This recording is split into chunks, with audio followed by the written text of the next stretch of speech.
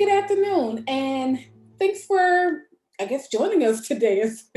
I like I'm a real TV host or something, right? But good afternoon. I'm Tracy Butts, Dean of the College of Humanities and Fine Arts. I almost said interim dean as well, but Dean of the College of Humanities and Fine Arts. And today I am joined by Professor Heather Altfeld. And the thing about today's conversation, whether you are an alum of the College of Humanities and Fine Arts or not, the fact is, if you went to Chico State during a certain time period, there is a good chance that you likely took a class with the Heather Altfeld. When I joined the faculty many years ago, Heather was I think somewhere around that time, very soon after, also joined the faculty. She taught classes in the English department, academic writing, which many of you may know as first year composition, beginning creative writing, Lit of the Child, as well as Native American Lit. So if you took a GE class in English, any GE class, there's a good chance that you had Heather for that class. But in the last few years, Heather's made something of a pivot herself professionally in terms of moving from the Department of English to the Department of Comparative Religion and Humanities. And so, Heather, I'm thinking now might be a good time for those people who perhaps may have taken a class for you to sort of bring them up to speed on what have you been doing since? Sure. I figured out recently that I couldn't sleep one night, and I was doing the calculation that I've taught about 11,000 students. Oh, wow. So there really is a chance someone out there in TV land has had me as a professor at some point or another. So yeah, a few years ago, I guess almost 4 years ago now, the comparative religion and humanities had a number of retires and some empty classes, and they said, would you be interested in teaching? And it was an intriguing opportunity to me because I've always felt like the best moments of my education were in my high school, where I went through a very interdisciplinary high school.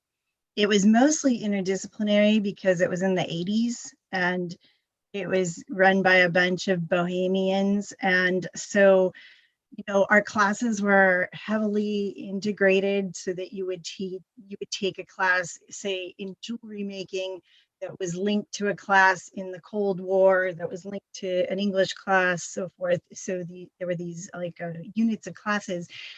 And so I thought, well, that would be really interesting. So I've been teaching both the arts and ideas of the ancient world, arts and ideas of the modern world. And this semester will be my second semester teaching the food and film class, which has been a blast. And then I taught a few sections of the class called End of the World, which I really love because it brings in a lot of my background in anthropology. Okay.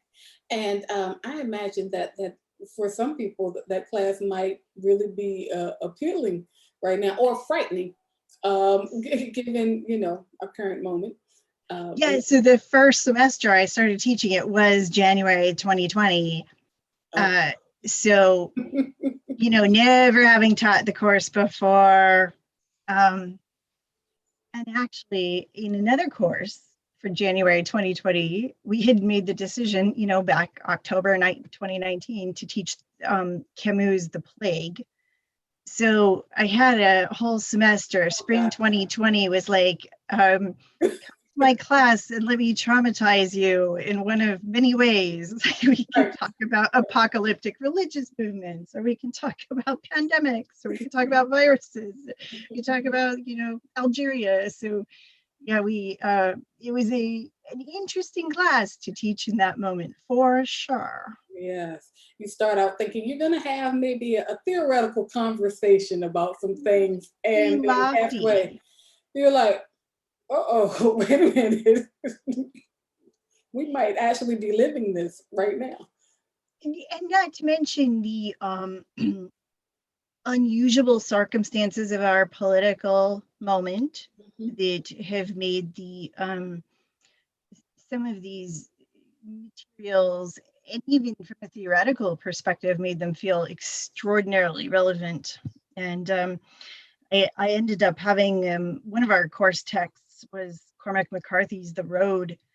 And I ended up letting a couple of people choose to opt out of it. Just the bleakness, given what we were all going through, was just a little too much. Mhm, mhm. Yeah, I mean, it's funny how classes can take that turn, right?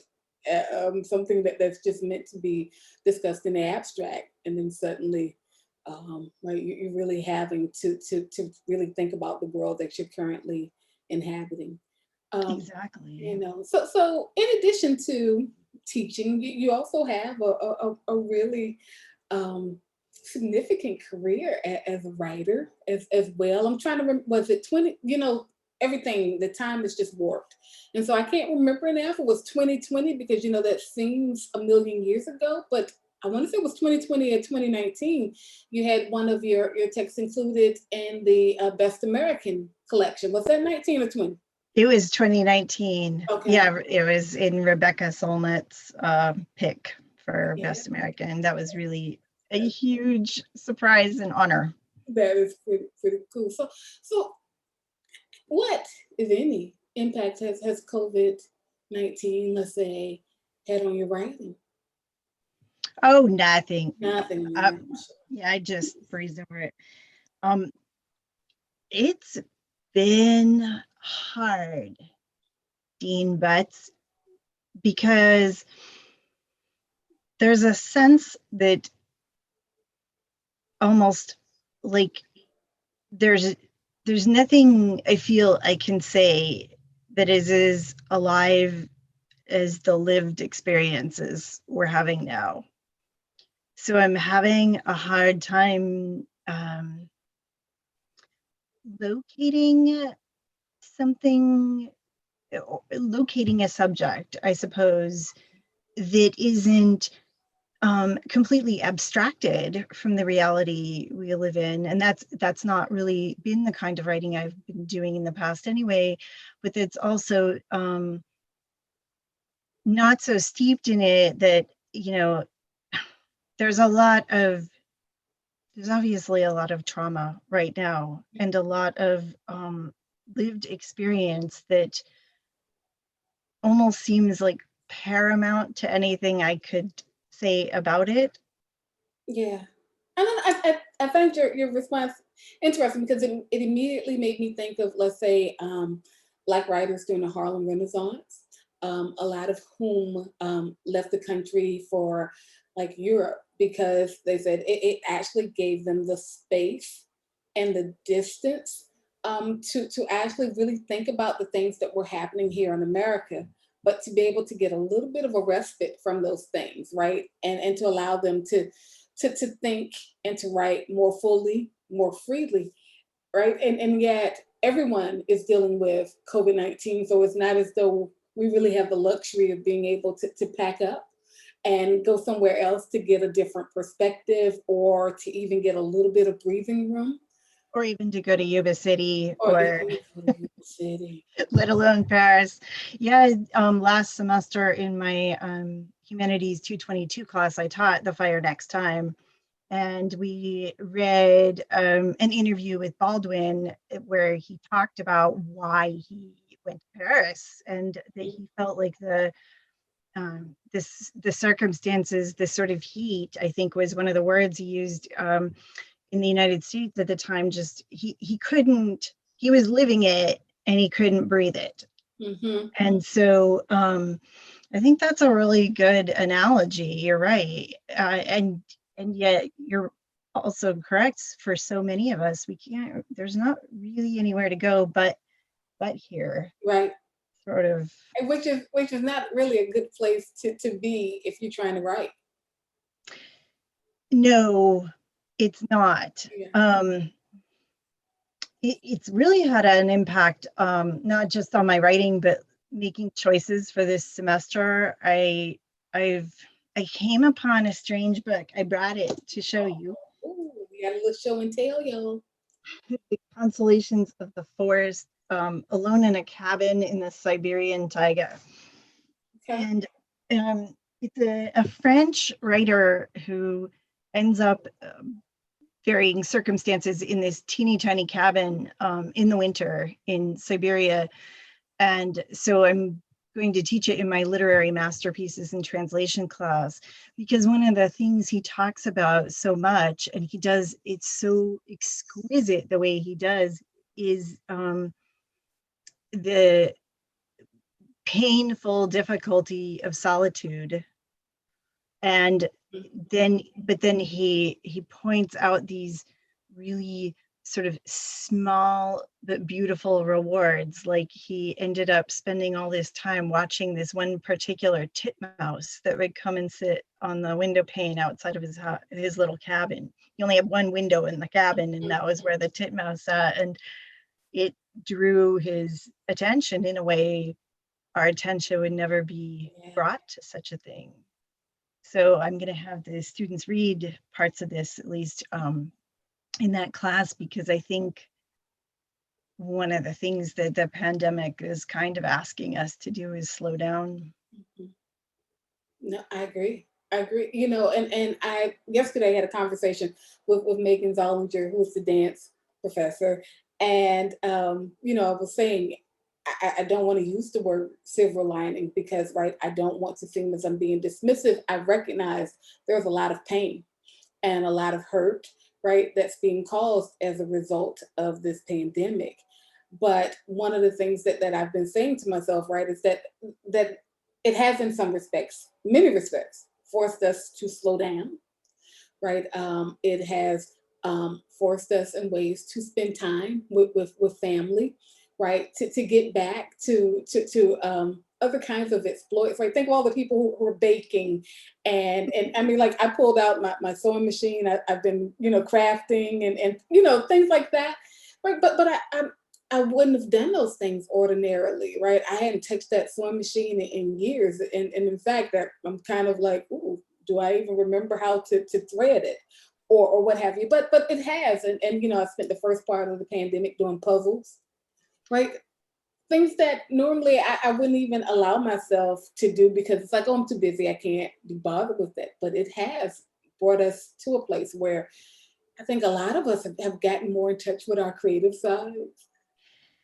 Yeah, it's funny you would say that. Just the other day, I was talking to a different colleague, and he was saying that it's ironic that arts and humanities have, you know, gotten a lot of short shrift in the last 2 decades, really. And now in this particular moment that we're all slowed down, that's what a lot of us are turning to, because it's the story that ultimately it's narrative and art and music that can seep in through the cracks, and normally we just sort of are padding it so we can't get any of it in, you know. Yeah, no, and I think because there's so much a part of our everyday lives that we often take them for granted, right? I mean, you know, you have heartbreak, you play the same song over and over again, or you know, it's a certain occasion. You know, the people who, you know, they read their favorite book every year or at a holiday time or whatever it is, right? We always turn to those things, and I think we just dismiss the significance and the value of them in our lives because they're so common. Is like, you know, Alice Walker's short story, everyday use, right? Things that we put to everyday use, we often don't think about how special they are. Yeah, or Neruda's Ode to Common Things. Oh, okay. Look He's at got all those like Ode to Salt, Ode to the Lemon, you know, these little yeah, objects that you really don't, Ode to My Socks, yeah, you don't give a lot of thought to, and in a sense he's making a whole space, you know, a whole poem just to do so. hmm, I I love kind of that. love. We should start doing like an ode to something every day, right? Just as a way of sort of, in some respects, anchoring ourselves to this moment, but also experiencing a little bit of gratitude and joy. Have you read Raske's new The Book of Delights? No, I've not. Oh, But I you heard must on read Twitter it. someone last night was like, "Oh my gosh." It's like a book of days in which he is chronicling delights, and some of them are um, wildly sort of small by scale, and some of them are um, much more sort of rapturous, I guess, or like sublime, maybe. Okay. Um, oh, it's exquisite. I love, love, love. I love that book. I love the catalog of unabashed gratitude. His work has made me really think, because a lot of what I write and read is very depressing. That's sort of a part of my creative life, I suppose, is a pivot there. But lately, I've been picking up the Rasque and just saying, I would like to be delighted by your delight. Oh, You he's know, if somebody remarkable. knows Ross Gay, let him know that Chico State loves Ross Gay. I don't, right, hands down. I have a Because, friend who's his friend. I'll oh, tell her. I believe that Jeannie Clark has been working to try to get him here because we love Ross Gay. I love his stuff. And it really is, it's not just really beautiful work, it's really work for this moment where some of us just don't, we can't keep like Camus or Cormac McCarthy, these heavy, dark books are not, we can't, We we need can't some take, light. yeah. We need some light. Yeah. Yeah. So, oh my God. What this look, this episode has everything. It has book recommendations, right? Follow up on it. Maybe we all try to put some down in the link or something. But check out the books. Promise you, if you need something to read, check them out. Um, if we start to wrap up this conversation, I do have a couple more questions for you though. So, right, with all of this pivoting, one of the things I've been interested in hearing is first, what was a challenge that perhaps you perhaps encountered in making the pivot, either as a professor or as a writer? And then, on the flip side of that, what success have you met as a writer or a professor? I think I've always relied on a kind of dynamism that occurs in a classroom, and I've given a lot of thought to this. Like, is it movement in physical space like a dancer, or is it um it, is it just, it's the presence of other people's bodies in the room where you're actually having this collaborative experience? um I found myself very disembodied after. uh, that's probably been the biggest challenge, is that um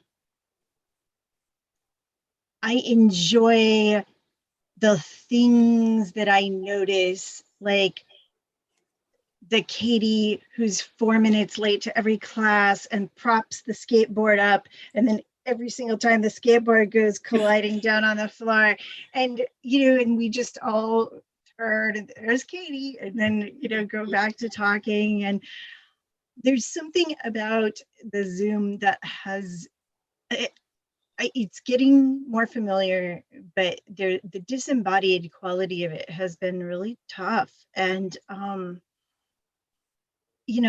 far as tech savvy and so forth, I've been able to manage pretty well in terms of knowing how to set up a breakout room and doing chat and raising your hand. But there's a sense of loss, I guess, that I've felt by the presence, the human presence.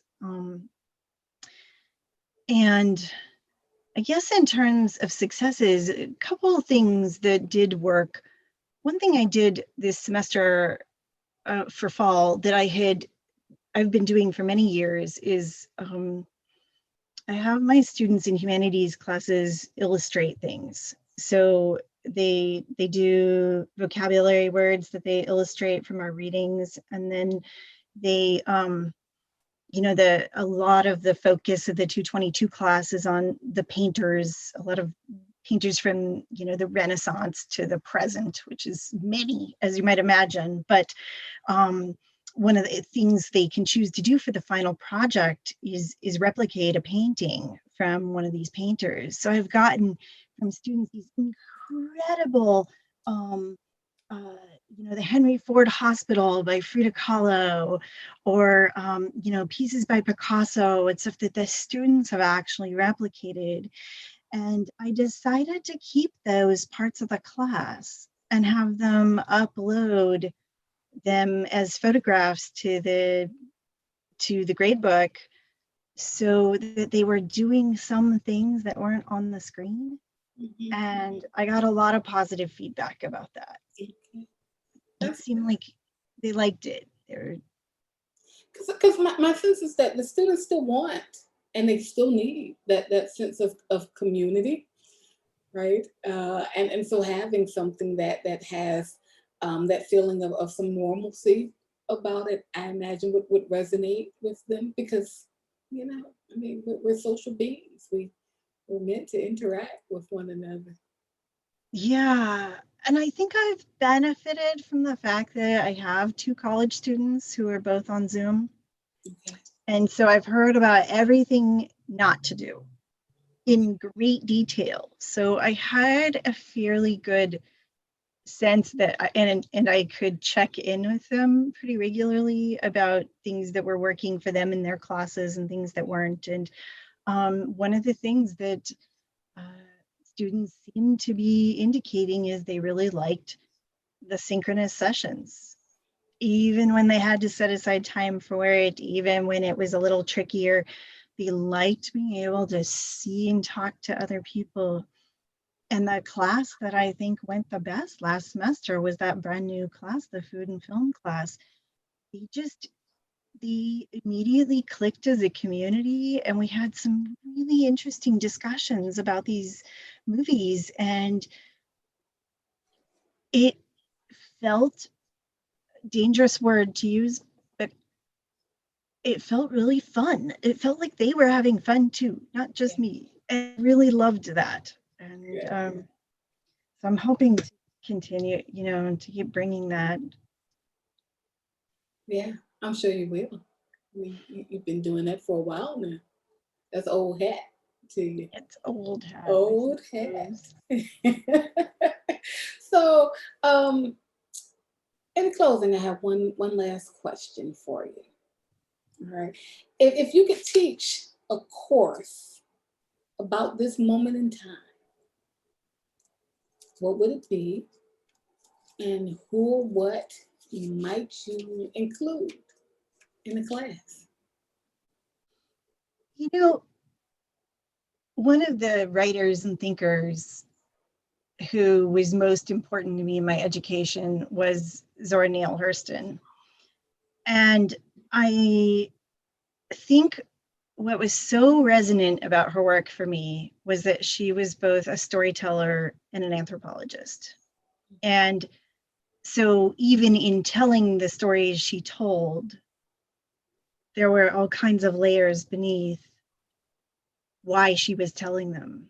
And I would love to teach a class that, maybe even used Mules and Men, for example, as a sort of a frontispiece for the course, but that looked at the mind-blowing significance of narrative and in culture, and in and the importance of storytelling.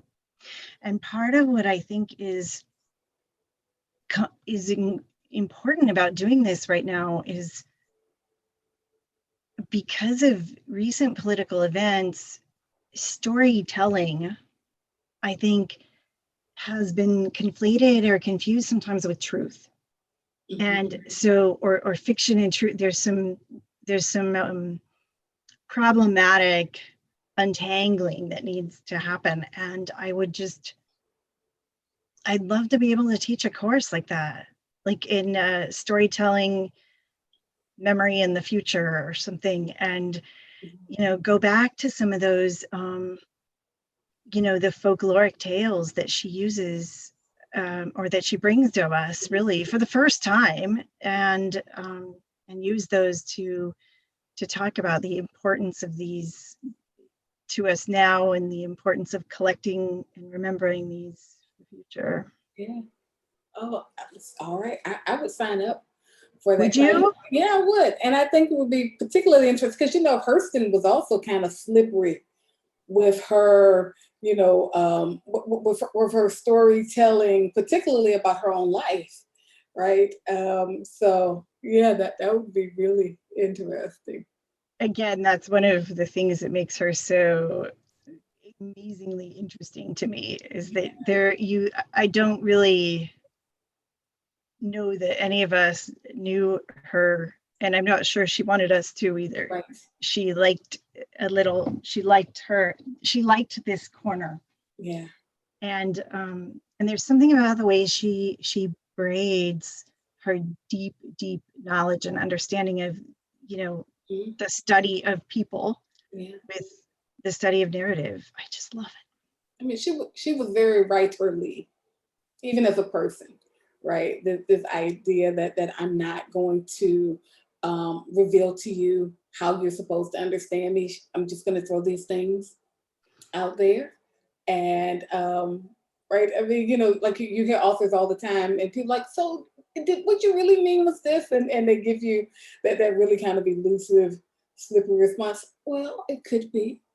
That was like Hurston in Walking Form. Well, it could be. It could be. That was partly that generation of thinkers where, this almost like a like relativism light, that they did want you to do the work. Yeah. They were not going to tell you what it meant. She didn't want you to know what this particular tale was supposed to be saying about this tradition or that tradition or where it came from. But I think that's there's an importance to that, because that layer of truth that we're trying to get at on a societal level, can't totally bury the things beneath that are in flux. Oh, man, I miss talking about books and things. I know. I imagine as Dean, you're not in a lot of reading groups of you're not. But this has been lovely. Thank you. Thank you for inviting me. I'm really honored. I was really delighted and honored and a little intimidated. So. And look at there, nothing. It was like a walk in the park. A walk in the park. Or whatever is easy. That probably wasn't the best example. Can I tell you about one really interesting conversation, though, with some of my students really quick? Yes, I'd love to hear that.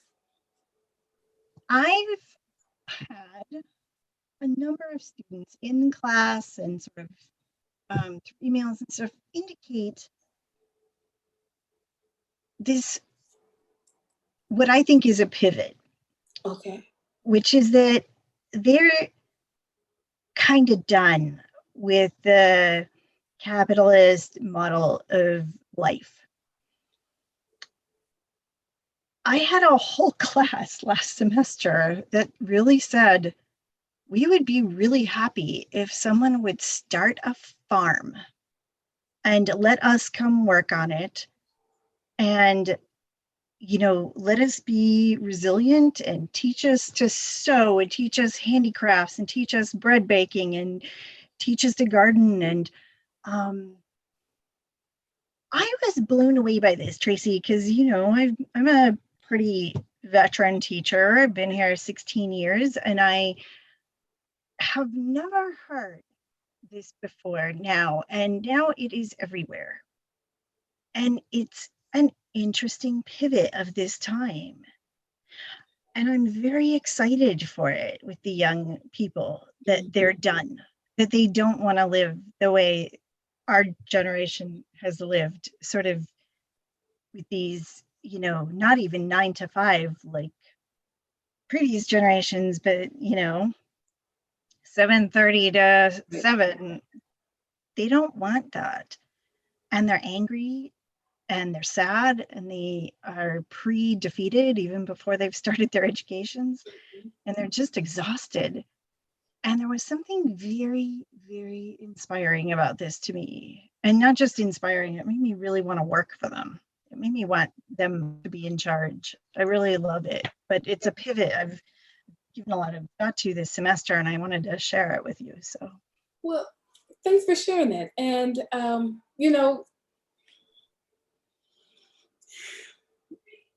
trying to do this without like referencing a book, but I'm thinking about Gertrude Stein's the Making of Americans, and that beginning when the father drags the son drags his father out beyond a certain point in the yard, and the father's like, hey, stop, right? I never dragged my father beyond this point, right? You shouldn't do it.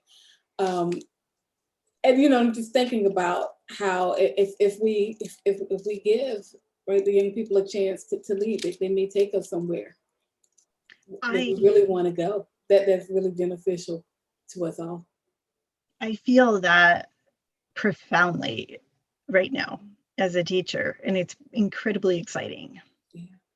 So, I mean, I think one of the, like as an administrator, I feel like, part of the biggest thing in my job is to get out of the way and let people do their thing, right? Teach their classes, do their research. My job is behind the scenes to try to create conditions that make it favorable for folks to do those things, right? But we need to be creating the conditions to make it favorable for Yes, this and next we've made generation. conditions that have been so hard, so tough for students for too long. And it's exciting to hear that they know it and they don't want this to go on. Yeah. So we need to, I like, we're retiring, and say, Yes, this isn't my department anymore. So, we're mentors right, and we're not. mentors. Let me know how I can help. Exactly. Right. Yeah. Yeah. Well, I think that's a good resolution for this year, right? Try to get out of the way. Get out of the way. Yeah. So, Give advice when asked for and needed. and move out of the way. Let people go to work. Yeah. Yeah. Well, thank you so very much for your time this afternoon and for a lovely conversation.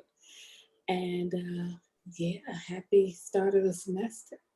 Yeah, thank you so much. Again, it was really delightful to be asked. I'm really honored. Okay. Thanks for coming. I'll see you soon. See you soon. Bye. Bye.